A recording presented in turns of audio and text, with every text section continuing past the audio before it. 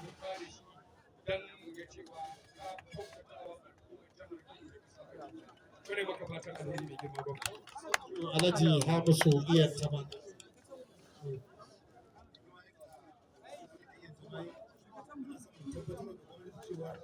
Tsohuwar gwamnati ta mai girma jagora Musa Kwankwaso ta tabbatar mana da wannan makarantar don da yawa kenan duk a wajen suke. Amma tsakani da Allah lokacin da Dumbama ya zo ya karɓi gwamnatin jihar Kano a lokacin ne sai da mana wannan waje karshe ma labarin da muka samu gidan mata aka mai da wajen. Ba ku dole mu gaya gwamna domin a gyara. In kuma ƙarya ne a tambayi na bara suka kashi. Wannan gidan mata aka mai da shi.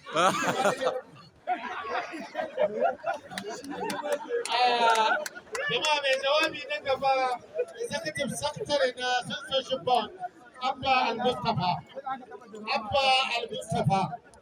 Ina Abba Al-Mustapha. Jama'a kowa samu guri ya zauna, da Allah zauna.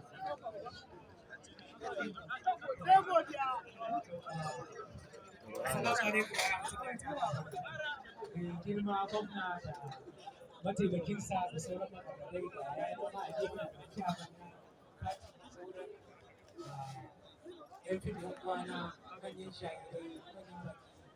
Assalamu alaikum. An ce labarin zuciya a tafiya.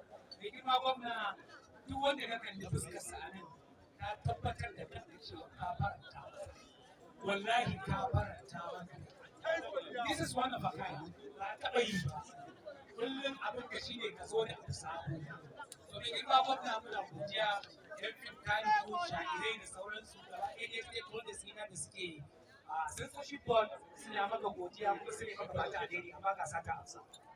Yanzu na ji ana maganar makaranta kuma na ga an dawo da ita an ba wa Dr. Indabawa. To mai girma gwamna a wancan lokacin akwai 'ya'yan masana'antar nan da suka yi wannan makarantar kuma dukkaninsu akwai certificate. To ni satar amsar da zan bayar shi